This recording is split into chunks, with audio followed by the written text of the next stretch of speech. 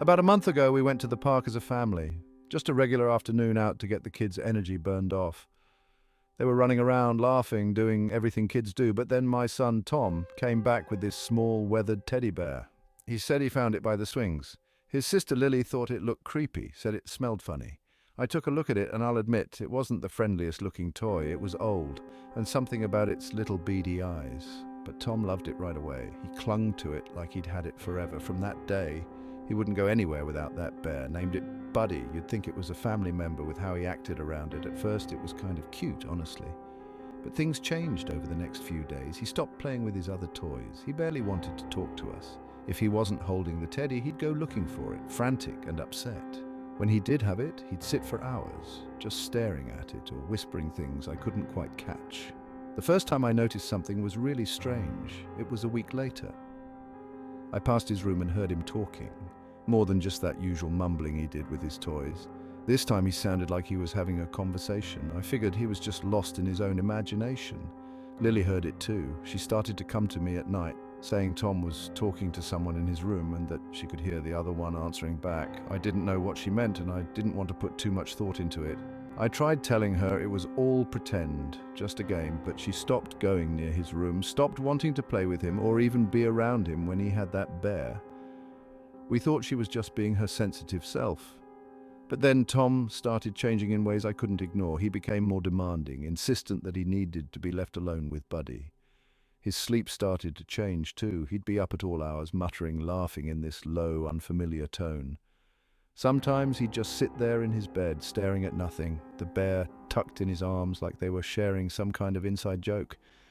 He wouldn't even respond to us when we called for him. I remember walking in on him once, just sitting there with his back to the door.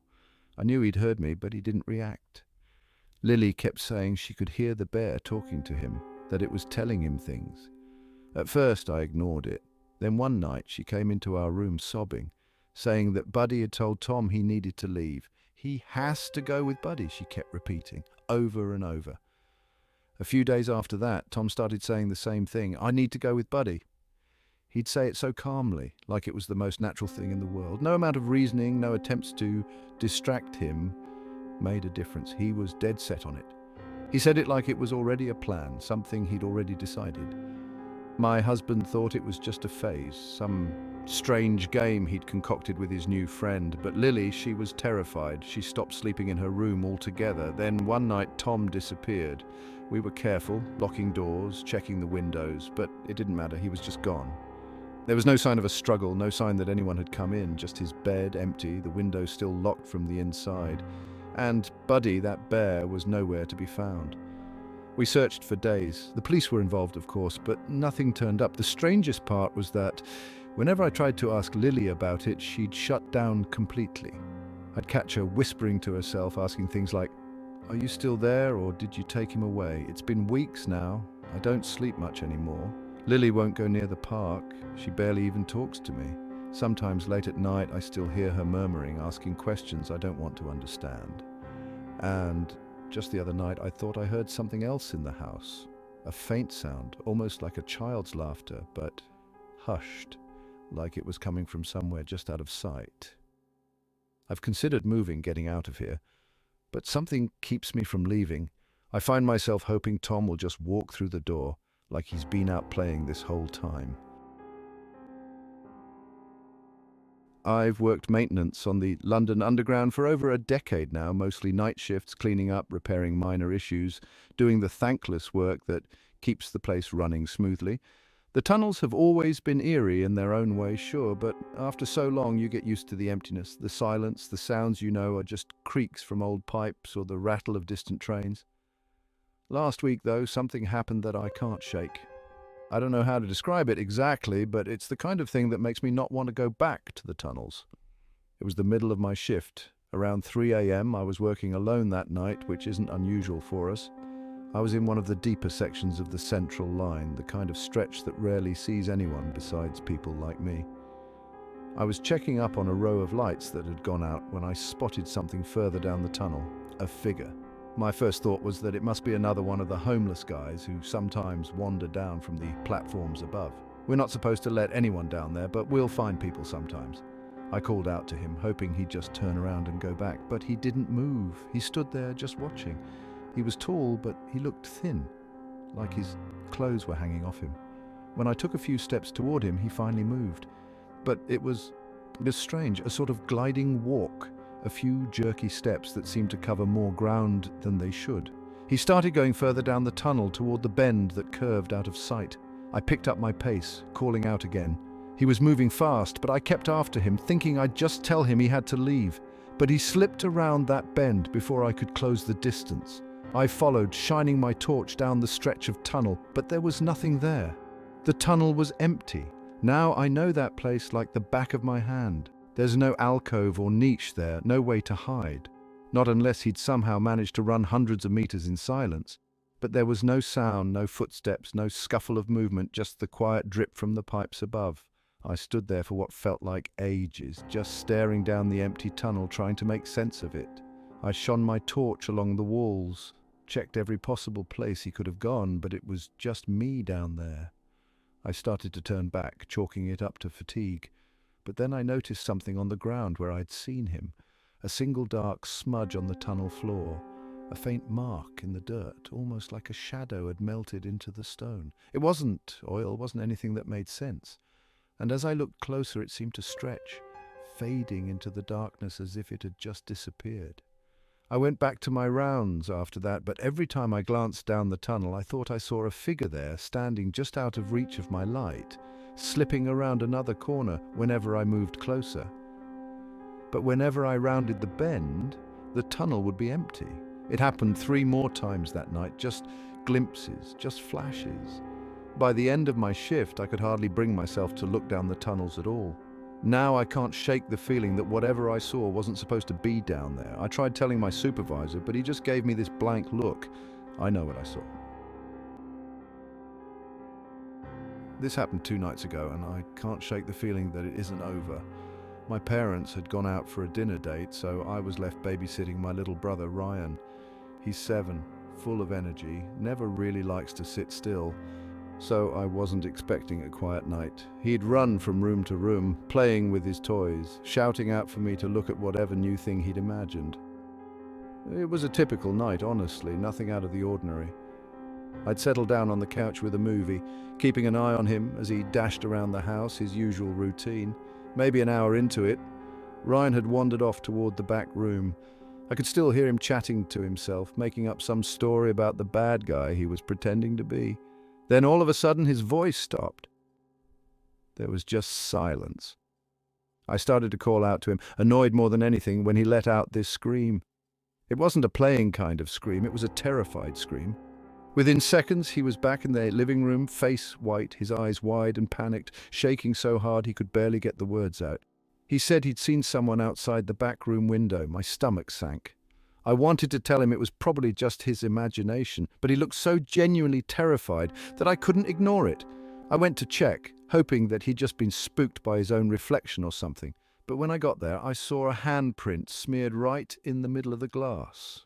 Not just a faint outline, but dark and clear, like someone had pressed their hand hard against the window.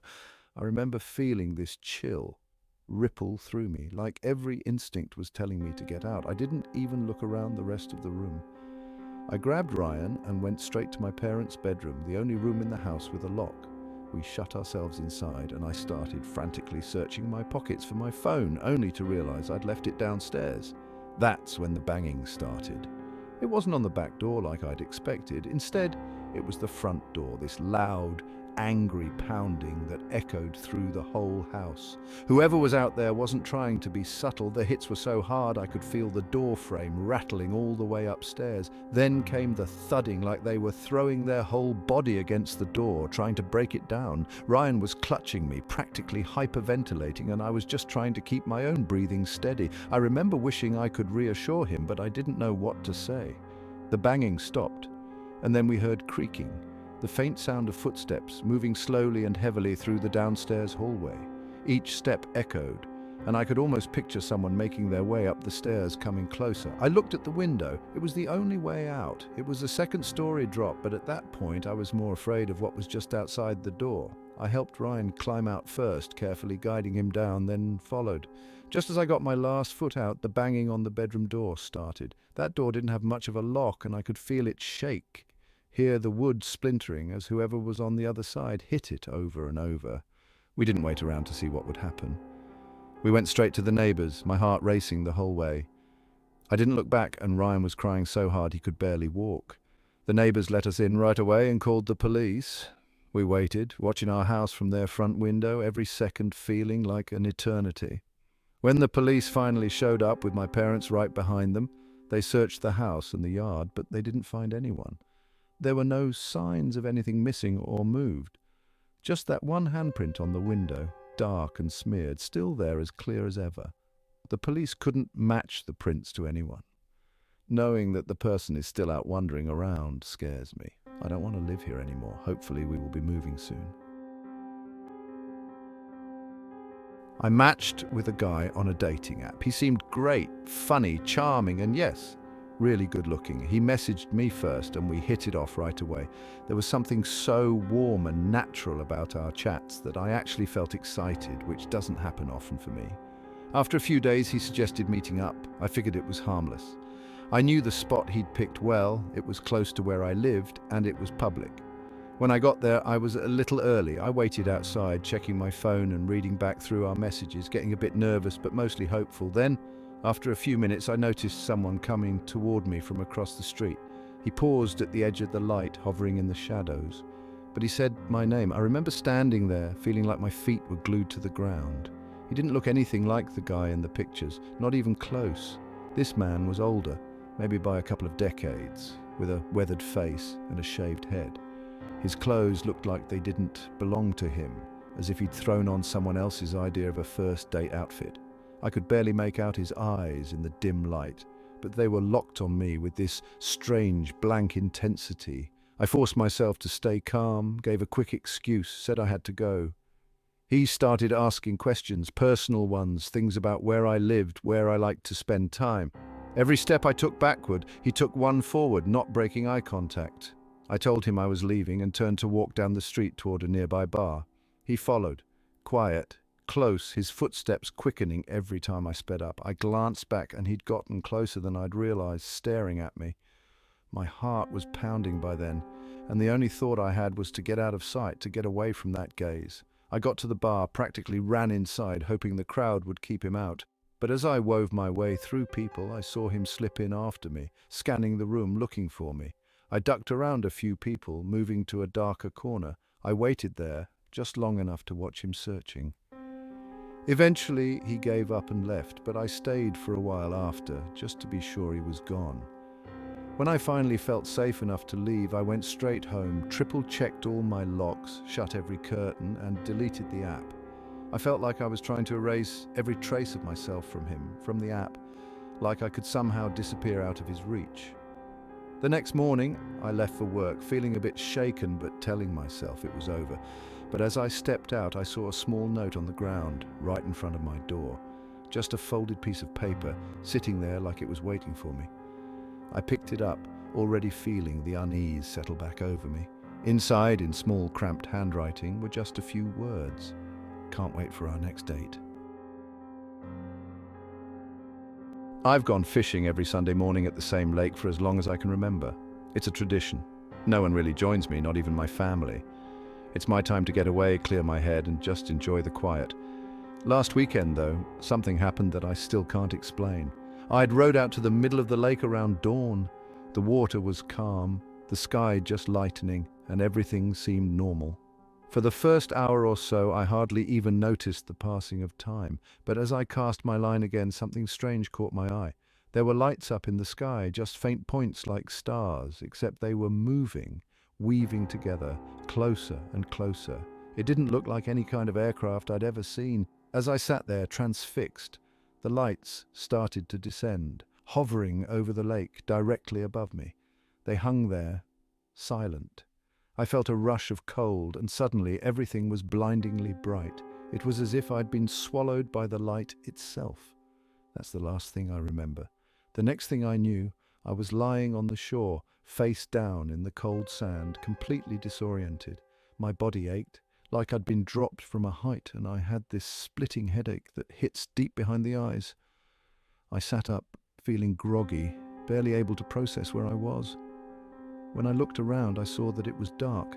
I'd somehow lost the entire day. Then I heard voices, my wife, my kids. They were somewhere in the distance calling my name, their voices frantic, echoing through the trees around the lake. I tried to call back to let them know I was okay, but my throat felt raw like I hadn't used it in hours. I tried to stand, but my legs felt shaky, almost like they weren't mine. I couldn't get up. I sat there, half crouched on the shore, listening to my family's voices getting closer, and this weird feeling started to creep over me like something wasn't right. When I finally managed to stumble to my feet, I noticed that all my fishing gear was still in the boat, untouched, and the boat itself was just floating out in the middle of the lake. I had no memory of how I got out of it or how I'd ended up on the shore. I forced myself to move, to head toward the sound of my family's voices, but every step felt like wading through water. I could barely see them, just small figures with flashlights scanning the water and calling for me over and over. I kept moving, calling out as loud as I could, but they didn't seem to hear me. I could see them, close enough that I could make out their faces in the flashlights, their expressions tight with worry. I must have screamed a dozen times, each one feeling more desperate, but no one reacted. It was like I wasn't even there. Then, just as quickly as they'd appeared, they started to turn away, their lights fading as they walked back into the woods. My heart was racing, panic settling in, but I couldn't bring myself to follow them. My legs felt frozen, rooted to that patch of sand. The next thing I remember is waking up in my own bed the next morning. My clothes were folded neatly on the chair in the corner, my boots cleaned and placed by the door. I didn't put them there, and no one in my family seemed to remember going to look for me. When I asked my wife about it, she just looked at me blankly, like she had no idea what I was talking about. She even laughed it off, saying I must have been dreaming.